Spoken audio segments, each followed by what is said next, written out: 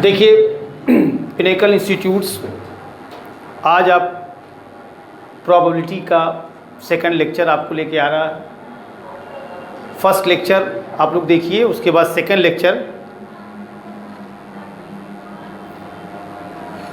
Probability के इसके पहले जो डिस्कशन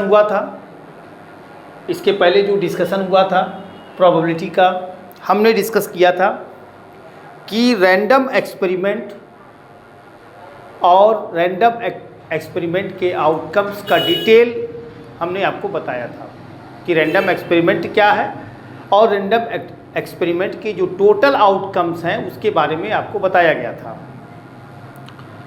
अब इसके बाद आप रैंडम एक्सपेरिमेंट के बाद एक सबसे बड़ा इम्पॉर्टेंट टॉपिक है प्रोबेबिलिटी का इवेंट, जो कि क्लास 10th में डायरेक्टली इस बात को नहीं कहा गया है, क्योंकि ये टॉपिक मैंने आपको पहले बता दिया था कि ये टॉपिक प्रोबेबिलिटी जो है ये बहुत ही इम्पॉर्टेंट टॉपिक है और इसका स्टडी लगभग जूनियर सेक्शन में भी इसका स्टडी है, 9th में भी है, 10th में भी है, 11, 12 और आगे भी क्लासों में है। तो प्रोबेबिलिटी का जो आपका स्टडी है इसमें इवेंट क्या चीज़ है, इस बात को आज हम समझेंगे। इवेंट बहुत सिंपल है, उसके बाद हम इवेंट को डिफाइन करेंगे और हम इवेंट के बाद तब हम समझ जाएंगे कि जो प्रोबेबिलिटी की डेफिनेशन है वो क्या है। ये दो बातें आज का क्लास है।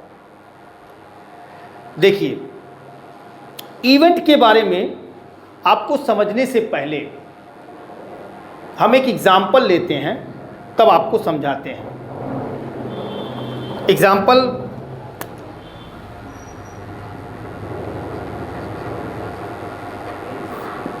एग्जाम्पल क्या है? मान लीजिए हम कहते हैं कि वी टॉस ए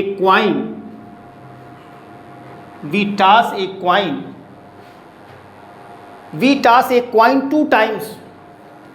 हम 2 बार, इस 2 टाइम्स जो है ये 2 बार हमने टॉस किया। We toss a coin 2 times. तब आप जानेंगे कि इसका सैंपल स्पेस क्या है। बहुत सिंपल सी बात है, सैंपल स्पेस के बारे में बताए थे। हेड टेल, टेल हेड और टेल टेल, ये 2 चीज़ें आपकी आ गई सैंपल स्पेस आ गया। देखिए, अब आपको इवेंट के बारे में समझना है। सैंपल स्पेस तो ये आ गया कि अगर हम एक क्वाइन को 2 बार टॉस कराते हैं तो इसके सैंपल स्पेस आपके 4 हो गए। टोटल आपके जो है 4 हो गए। अब इवेंट के बारे में आपको जानना है, तो इवेंट क्या है?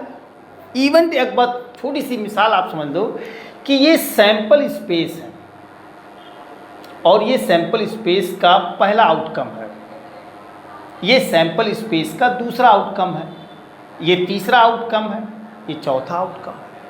तो इस जो टोटल सैंपल स्पेस के जो टोटल आउटकम्स हैं, तो इवेंट वो है कि इवेंट उसको कहते हैं कि इसी में से कोई भी आउटकम्स आए या एच आए। अगर एक आउटकम एच आ गया तो आपका इवेंट हो गया। अगर टी आ गया तो आपका इवेंट हो गया। मतलब इसी का पार्ट होना चाहिए। इवेंट जो होता है एक तरह का, आप ये कह सकते हैं कि इस सैंपल स्पेस का एक पार्ट है। जो इवेंट होता है वो सैंपल स्पेस का एक पार्ट है। इसीलिए इसको हायर क्लास में एक डेफिनेशन और आती है, क्या कि event is a subset of sample space. यानी सैंपल स्पेस से बाहर इवेंट नहीं हो सकता। सैंपल स्पेस से बाहर इवेंट नहीं हो सकता। बात को समझिएगा। इवेंट जो भी है, जो भी इवेंट रहेगा इसी में से रहेगा, इसी का पार्ट रहेगा, सैंपल स्पेस का पार्ट रहेगा। किसका पार्ट रहेगा? सैंपल स्पेस का पार्ट रहेगा। ठीक है ना? तो इसीलिए अब इवेंट की ये ऊपर की जो डेफिनेशन है कि इवेंट के बारे में कहा कि an outcome of random experiment is called event. यानी जो भी आउटकम, इस रैंडम एक्सपेरिमेंट का जो भी आउटकम आएगा इवेंट में, उसी को इवेंट कहते हैं। है ना? रैंडम एक्सपेरिमेंट का जो आउटकम आएगा वही इवेंट होता है। और दूसरी लैंग्वेज में कहा है कि an event is something that happens. है ना? जो इवेंट हैपेंट होता है, जो जैसे हमने एक क्वाइन को टॉस कराया तो जब एक कॉइन को टॉस कराए तो हेड आया ना, या एक कॉइन को 2 बार टॉस कराया दोनों हेड हेड आ गया, तो हेड हेड आ गया तो ये आउटकम आया कि नहीं आया, दैट इज कॉल्ड इवेंट। हमने एक कॉइन को 2 बार टॉस कराया और 2 बार टॉस कराने पे हमारा क्या आया, हेड हेड आया। तो आपका जो आया, जो हैपन हुआ, ये क्या ना, something, event is something that happens, जो हैपन हुआ दैट इज इवेंट, जो चीज़ हैपन हुआ वही इवेंट है। और हायर क्लास में इवेंट के बारे में मैंने आपको बताया कि हायर क्लास में क्या है कि इवेंट जो होगा इसी सैंपल स्पेस का क्या होगा, एक पार्ट होगा। ये दूसरी लैंग्वेज में आपको समझ गया। तो ये चीज़ है इवेंट के बारे में। अब आपको सैंपल स्पेस समझ गया, अभी आपको इवेंट भी समझ में आएगा। एग्जाम्पल हम लेते हैं इवेंट का। एग्जाम्पल पहला क्या है, इवन ले लेते हैं। पहला एग्जाम्पल आपका है number of tails is exactly 2। Number of tails, देखिए नंबर ऑफ टेल्स एग्जैक्टली 2। अब आप बताइए, आपने एक कॉइन को 2 बार टेस्ट किया तो अब इसमें ये कह रहा है नंबर ऑफ टेल एग्जैक्टली, दोनों बार टेल आया, इसका मतलब आपका क्या हो गया, टेल। ये आपका इवन हो गया। एक बात आप जान लीजिएगा, सैंपल स्पेस भी एक सेट है और इवेंट भी एक सेट है। इसको करली ब्रैकेट में लिखेंगे, नंबर ऑफ टेल्स एग्जैक्टली 2, पहला। दूसरा एग्जाम्पल E2, इवेंट को E से रिप्रेजेंट करते हैं। दूसरा, number of tails is at least 1। Number of tales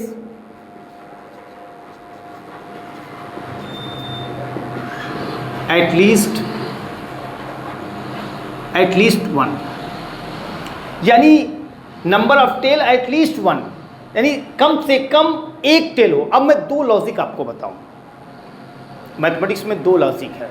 कम से कम एक टेल अगर पूछा है तो कम से कम एक टेल का मतलब ये हुआ कि उस एक के नीचे हम नहीं जा सकते, उस एक के ऊपर जा सकते हैं। और जब कहेगा एट मोस्ट 2 टेल या ऑलमोस्ट 2 टेल, तो 2 से ऊपर नहीं जाएंगे, 2 से नीचे आएंगे। 2 लॉजिक आप समझिएगा प्रोबेबिलिटी में, थोड़ा ये रीजनिंग टाइप का है। तो इसमें क्या एटलीस्ट 1 टेल, तो 1 टेल एक से कम नहीं हो सकता, लेकिन एक से ज़्यादा हो सकता है। ये 2 लॉजिक आप इस बात को समझिएगा कि अगर कम से कम है, एटलीस्ट है, तो उसके ऊपर जाएंगे, ऑलमोस्ट है तो उसके नीचे आएंगे। ये 2 लॉजिक आपको समझना है।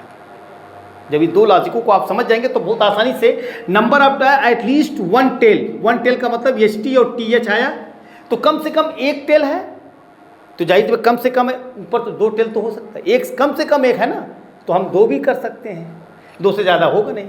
इसका मतलब आपका T आ जाएगा, ये आ गया है ना। कम से कम एक टेल है तो ये आपका आ जाएगा। इवेंट 3 एग्जाम्पल्स, E3 के एग्जाम्पल क्या है।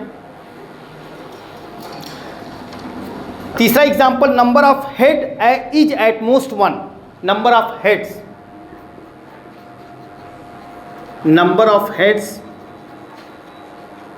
Is at most, number of heads is at most 1। अब देखिए ये कह रहा है कि maximum number of heads is at most 1। इसका मतलब क्या हुआ, इसका मतलब ये हुआ कि मैक्सिमम हेड एक हो। Number of heads is at most 1, यानी एट मोस्ट 1 में एक से ज़्यादा हेड ना हो, है ना, मैक्सिमम एक हेड हो। तो एक हेड का मतलब क्या हुआ, हेड टेल है, तो एक हेड है एट मोस्ट, तो एक के नीचे क्या आ जाएगा, मैक्सिमम एक हेड है।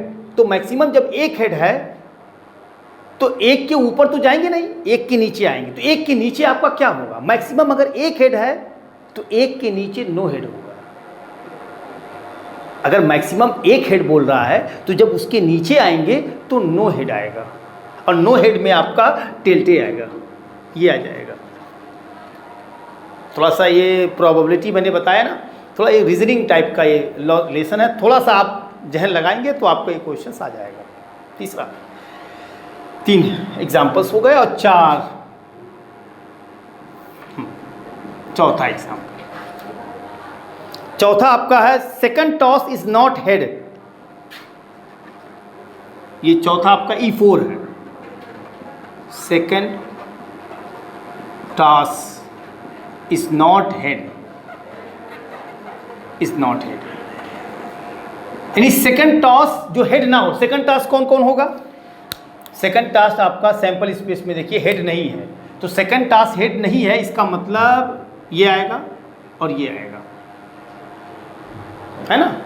जो सेकंड टॉस है वो आपका HT और TT आएगा 2। अब आपका E5 देख लीजिए। E5 4-5 एग्जाम्पल्स इवेंट के आप समझेंगे तो आपका क्लियर हो जाएगा। Number of tails is at most 2 tails. Numbers of tails is at most 2। इसको जरा देखिए, number of tails is at most 2, यानी मैक्सिमम 2 टेल होना चाहिए। तो मैक्सिमम देखिए बनी का, जब मैक्सिमम 2 टेल है तो 2 से ऊपर नहीं जाएंगे, 2 से नीचे आएंगे। तो मैक्सिमम 2 टेल है तो उसके नीचे आएंगे तो 1 टेल आएगा, फिर उसके नीचे आएंगे तो नो टेल आएगा। तो मैक्सिमम 2 टेल है, इसका मतलब 2 टेल के हम नीचे आएंगे तो 1 टेल, और 1 टेल के नीचे आएंगे तो नो टेल। इसका मतलब मैक्सिमम 2 टेल, फिर 1 टेल, फिर नो, फिर क्या आ जाएगा? No tail. तो नो टेल में क्या आ जाएगा?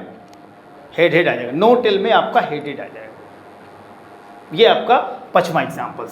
6वां देखिए, 6वां आपका 1 2 3 4, ये चौथा है, ये 5वां, ये 6वां। हाँ 6वां ये आपका है number of tails is more than 2। Numbers of tails is more than 2, more than 2। इसको जरा आप देखिए ध्यान से, इसमें कह रहा है number of tails is more than 2। 2 से अधिक टेल कहां पॉसिबल है, आप मुझको बताइए। क्योंकि एक कॉइन को 2 बार टास्क किया गया, तो एक कॉइन को जब 2 बार टास्क करेंगे तो 2 बार हेड आएगा, 2 बार टेल आएगा, तो 2 से ज़्यादा कहाँ आएगा? तो 2 से ज़्यादा आपका पॉसिबल ही नहीं है। तो 2 से ज़्यादा आपका पॉसिबल नहीं है, क्योंकि इवेंट भी एक सेट है। इवेंट भी एक सेट है, तो जिसमें कोई एलिमेंट नहीं है तो उसको हम केवल करली ब्रैकेट ऐसे लिख देंगे या फाई लिख देंगे। इसका 2 सिंबल है, इसको बोलते हैं एम्प्टी सेट। या तो खाली करली ब्रैकेट लिख देंगे या केवल फाई लिख देंगे, इसमें कोई एलिमेंट नहीं आएगा। हाँ, अगर इसमें नंबर ऑफ कार्डिनल नंबर देखोगे, सेट के बिहेव पे नंबर ऑफ कार्डिनल नंबर, तो इसका नंबर ऑफ कार्डिनल नंबर 0 आएगा। कोई एलिमेंट नहीं है, इसका मतलब 0। मैथमेटिक्स में आप जानते हैं जनरली तौर पे जब कोई चीज़ ना के बराबर हो तो उसको 0 से रिप्रेजेंट कर देते हैं। ये मैथमेटिक्स में जैसा कि आप जानते हैं। अब आ जाइए, आपको मैंने बताया था कि सबसे पहले एक साइंटिस्ट थे जिन्होंने प्रोबेबिलिटी की डेफिनेशन बताई थी। प्रोबेबिलिटी की डेफिनेशन क्या था? पियरे साइमन लाप्लास एक साइंटिस्ट थे। पियरे साइमन लाप्लास ने क्या किया, एक प्रोबेबिलिटी की डेफिनेशन बताई थी। 1795 में डेफिनेशन बताई थी। और क्या डेफिनेशन उन्होंने बताई थी? 1795 का मतलब ये समझ गए, 1795 का मतलब 5 साल के बाद 1800, यानी पूरा 100 साल। 18 फिर 19, 200 साल। 19 के बाद 24 इधर 5, यानी 200 साल समथिंग हुआ। 200 साल कुछ मतलब 200 वो हो गए, 200 सेंचुरी प्लस ये आ गए। तो उस वक्त से प्रोबेबिलिटी का कॉन्सेप्ट उन्होंने क्या बताया था। अब इस बात को समझिएगा कि प्रोबेबिलिटी की डेफिनेशन क्या है जो इसने पियरे साइमन लाप्लास ने बनाया था। क्या डेफिनेशन है देखिए, इसमें इवेंट क्या आ गया। मैंने कहा टोटल आउटकम्स इसमें 4 है, और मैंने कहा था इवेंट जो है इसी सैंपल स्पेस का पार्ट होना चाहिए। तो इसी सैंपल स्पेस का ये पार्ट है, dt इसमें है। देखिए उसके बाद इसमें E2 में ये 3 आया है, तो इसमें भी 3 है। इसमें जो भी मतलब इसमें है सब इससे बिलोंग कर रहे हैं सैंपल स्पेस से। तो जब सारे सैंपल स्पेस से बिलोंग कर रहे हैं, इसका मतलब ये हुआ कि जब ये सारे सैंपल स्पेस से बिलोंग कर रहे हैं तो ये इवेंट जो है सबसेट हुआ सैंपल स्पेस का। इसीलिए मैंने आपको बताया हायर क्लासेस में आप इसकी डेफिनेशन पढ़ेंगे कि event is a subset of sample space, कि जो इवेंट है वो सैंपल स्पेस का सबसेट होता है। अब देखिए, अब इवेंट जो है यहाँ पे इवेंट कितना है, तो देखिए ध्यान से, इवेंट जो है ये सैंपल स्पेस ये एक एलिमेंट है। तो जब ये एक एलिमेंट है तो इस सैंपल स्पेस का 1/4 हुआ कि नहीं, यानी इवन सैंपल स्पेस का 1/4 हुआ। इसका मतलब प्रोबेबिलिटी ऑफ एन इवेंट की डेफिनेशन क्या है कि इवेंट सैंपल स्पेस का कौन सा पार्ट है, that is called probability of an event. ये डेफिनेशन है, यानी एक तरह का फ्रैक्शन पार्ट भी हो गया।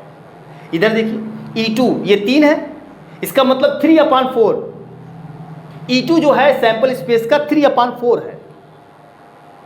उसके बाद E3 भी 3/4 है, ये आपका 2/4 है, ये आपका क्या है 4/4 यानी 1 है। ये इसमें काले नंबर 0/4 यानी 0 है। बात को समझिएगा। प्रोबेबिलिटी की जो डेफिनेशन 1795 में यहाँ लिख दे रहा हूँ कि प्रोबेबिलिटी की डेफिनेशन क्या है, इवेंट की प्रोबेबिलिटी की डेफिनेशन यही है NE/NS। बस बहुत शॉर्ट में ये डेफिनेशन मैंने आपको बता दिया, NE/NS। इवेंट की जो प्रोबेबिलिटी का जो फार्मूला है वो NE/NS है, ठीक है ना। अब अगर आप प्रोबेबिलिटी निकालना चाहें कि इवेंट में कितने नंबर ऑफ एलिमेंट है और सैंपल स्पेस में कितने नंबर ऑफ एलिमेंट है, उसको अपान कर दीजिए, आपकी प्रोबेबिलिटी फाइंड हो गई। अब आपकी इवेंट की प्रोबेबिलिटी यहाँ शॉर्ट में लिख दे रहा हूँ। P-E1 बराबर कितना आ गया, 1/4 आया कि नहीं। चलिए P-E2 बराबर क्या निकाल लीजिए, कितना आ गया 3/4 आया कि नहीं। यहाँ पे P-E3 की प्रोबेबिलिटी कितनी आ गई 3/4।